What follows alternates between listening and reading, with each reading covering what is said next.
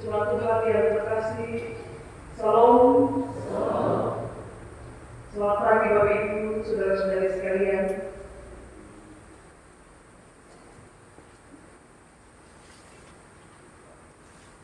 Ketika Allah hendak memakai seseorang,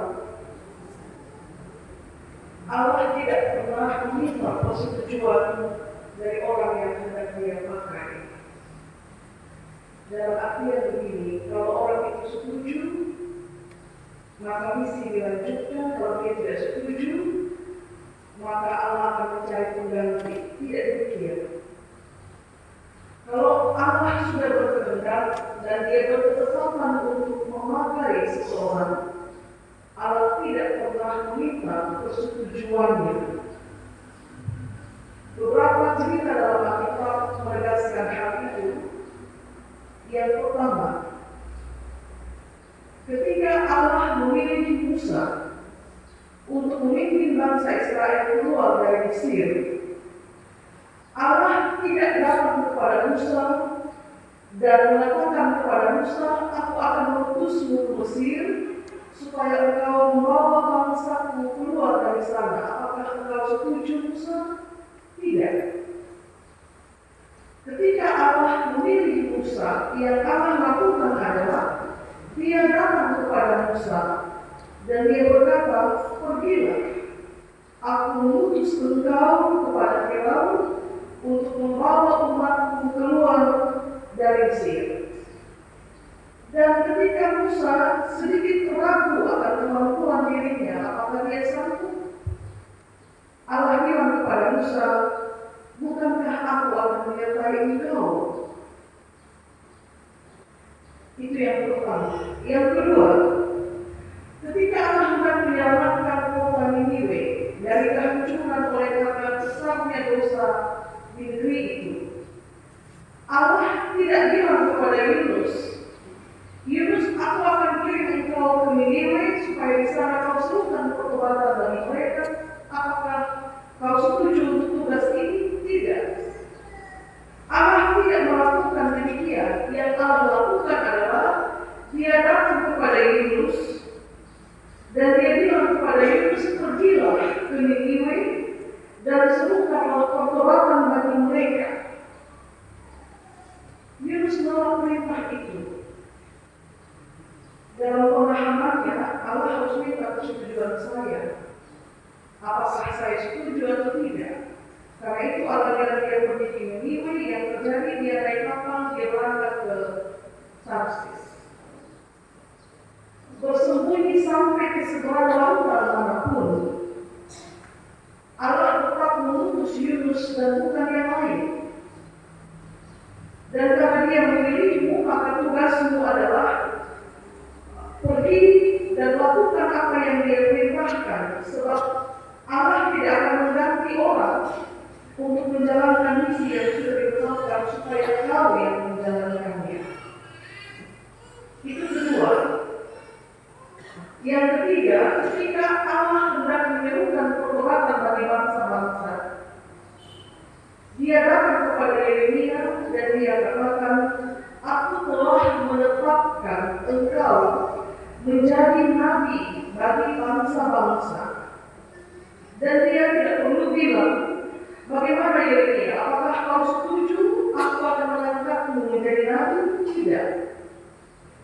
Ketika Yeremia hendak menolak karena dia bilang, "Saya tidak pandai berbicara," yang Tuhan Allah lakukan adalah Dia mengulurkan tangannya, menjamah mulut Yeremia, menaruh perkataannya di mulut Yeremia, dan silakan pergi untuk melaksanakan tugasmu. Yang keempat, ketika bangsa Israel menolak Saul menjadi raja, Allah mengutus Samuel pergi ke rumah Isaai. Dan Alkitab kita tidak menulis sepatah kata pun bahwa Allah meminta persetujuan Daud untuk menjadi raja menggantikan Saul. "Daud, aku pilih engkau, meski kau muda kegagahan. Aku mau menjadikan engkau sebagai raja menggantikan Saul karena Israel sudah menolak Dia." Tidak. Allah tidak meminta pertimbangan manusia. Samuel pikir sudah selesai, tapi Allah dia masih ada satu di padang. Pergi panggil dia, dan ketika Daud datang, Allah bilang kepada Samuel, bantu dan terapi dia, karena dia lah yang aku pilih. Selesai. Allah tidak perlu meminta persetujuan manusia. Dan sekarang dalam bacaan kita, dia datang kepada Maria, seorang perawan yang telah bertunangan dengan Yusuf.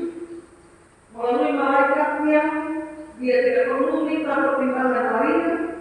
Apakah Maria setuju untuk mengandung? Meskipun kemudian setelah mendengar kabar itu Maria bilang aku belum pernah sentuh oleh laki-laki. Allah tidak perlu meminta pertimbangan manusia. Malaikat datang ke rumah Maria, memberi salam sebagaimana lazim. Jangan takut Maria, dan dia bilang jangan takut Maria, sebab engkau beroleh kasih karunia di hadapan Allah. Sesungguhnya engkau akan mengandung dan melahirkan seorang anak laki-laki, dan engkau hendaklah menamai dia Yesus. Itu saja. Allah tidak meminta pertimbangan atau persetujuan Maria. Apakah Maria engkau siap untuk mengandung, meskipun statusmu dengan Yusuf hanya sebatas tunangan dan kalian belum menikah? Apalagi Allah minta pertimbangan Yusuf? Tidak.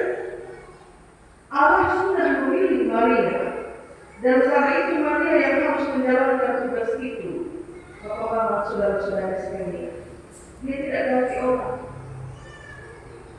Dia tidak mengganti orang untuk menjalankan misi yang sudah dia tetapkan. Kepada siapa harus menjalankan misi itu? Bapak-bapak, saudara-saudari yang terkasih, tidak ada ruang bagi seorang pilihan untuk bertanya, kenapa harus aku, Tuhan? Tidak. Seseorang yang dipilih untuk menjalankan misi Allah dalam keterpilihan itu, baiklah dia menjawab dengan penuh kerendahan hati seperti Maria, aku ini hamba Tuhan. Jadilah padaku menurut perkataan. Seorang hamba, dia tidak memiliki hak untuk menolak perintah tuannya. Itu pertama. Sekalipun dia secara sadar menyadari bahwa dia berkekurangan, tapi dia tidak punya kuasa untuk tolak perintah Tuhan.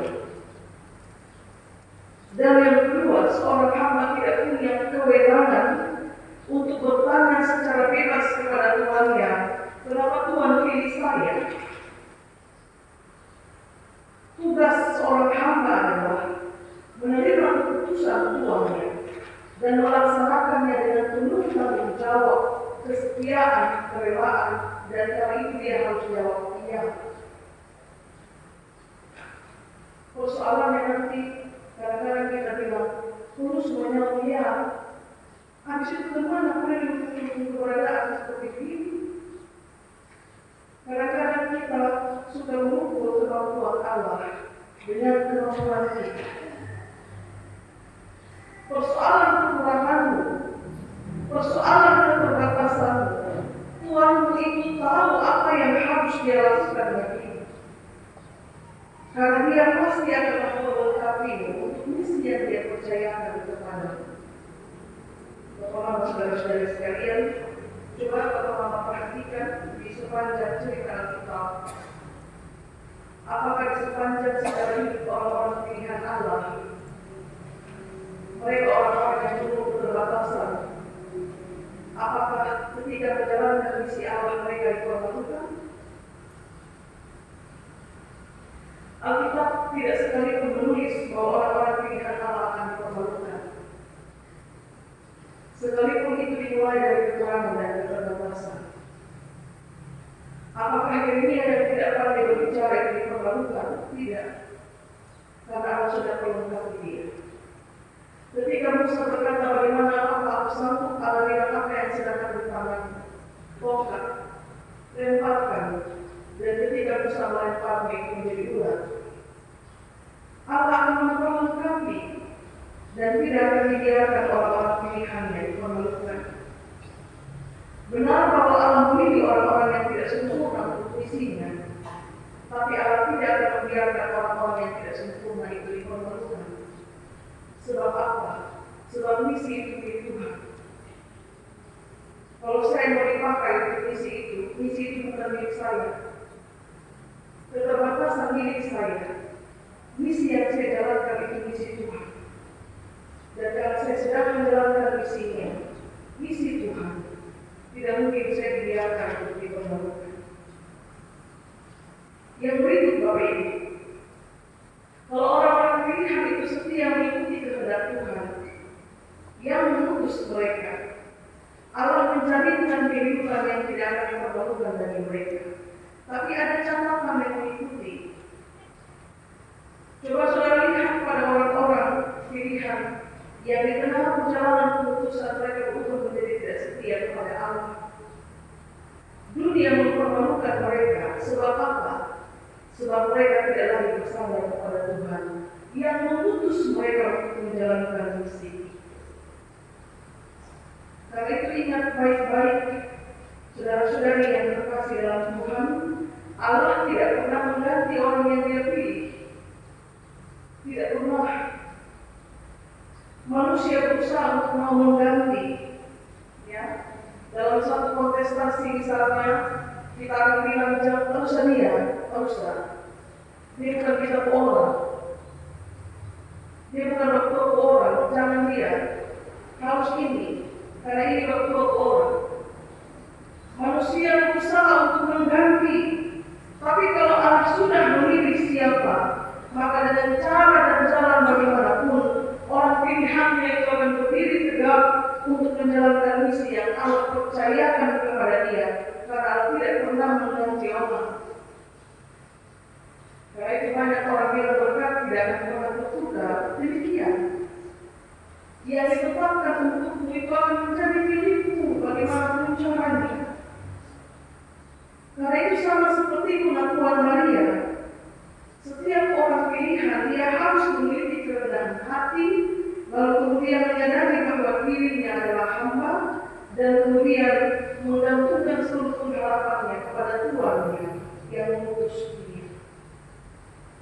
Rendah hati dan memandang diri sebagai hamba Allah. Itu saja. Persoalan nanti bagaimana itu bagian dari pekerjaan Sang Tuhan yang akan memperlengkapi. Tapi jika yang terjadi saya dan saudara berubah setia di tengah jalan dan kita tidak lagi mengandalkan Tuhan, perhatikan sejarah Alkitab mencatat begini. Allah menolak Saul. Meski pada awalnya Allah memilih Saul untuk menjadi raja, tapi ketika di tengah jalan dia tidak lagi mengandalkan Tuhan dan dia jatuh dalam dosa kesombongan yang terjadi. Allah menolak dia. Allah menolak dia dan Allah mengambil jabatan itu daripadanya dan memberikan itu kepada Daud, seorang muda yang masih kemerah-merahan.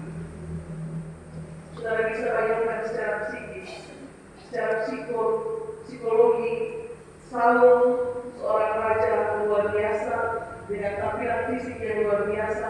Allah ambil jabatan itu dan Allah memberi kepada seorang anak kecil yang kemerah-merahan. Yang harus saya dan saudara lakukan adalah menjawab iya pada kehendak Tuhan. Tapi ingat, setelah kita menjawab iya Tuhan, ini aku, jadilah padaku seperti yang kau kehendaki, maka kita juga harus tulus dan setia. Bukan setelah kita jawab iya, lalu kemudian kita hilang, kabur seperti Yunus, disuruh pergi ke Niniwe, perginya ke Tarsis. Teman-teman majelis jemaat disuruh pergi ikut rapat, bukan datang ke rapat, perginya ke sawah, ke kebun, ke laut. Pada panggilannya adalah rapat, mau diambil keputusan bersama ini, harus hadir supaya kalau keputusan diambil, tahu bahwa keputusan sudah diambil. Atau disuruh pergi pimpin ibadah, tidak pergi ke sana, perginya ke tempat yang lain. Padahal pengakuan dan janji saat kehabisan, ya, jadilah padamu seperti yang kau kehendaki. Ingat, Allah menuntut karena itu jangan tunggu sampai dia menegur. Karena kalau kita sudah jawab iya, maka laksanakan. Karena kalau sampai Tuhan tegur, kita bisa setengah mati saat kita bisa ampun. Karena kita yang bilang dan Allah tidak akan pernah ganti orang. Kalau dia pilih siapa, lakukanlah dengan setia. Tuhan berkati kita dengan firman. Amin.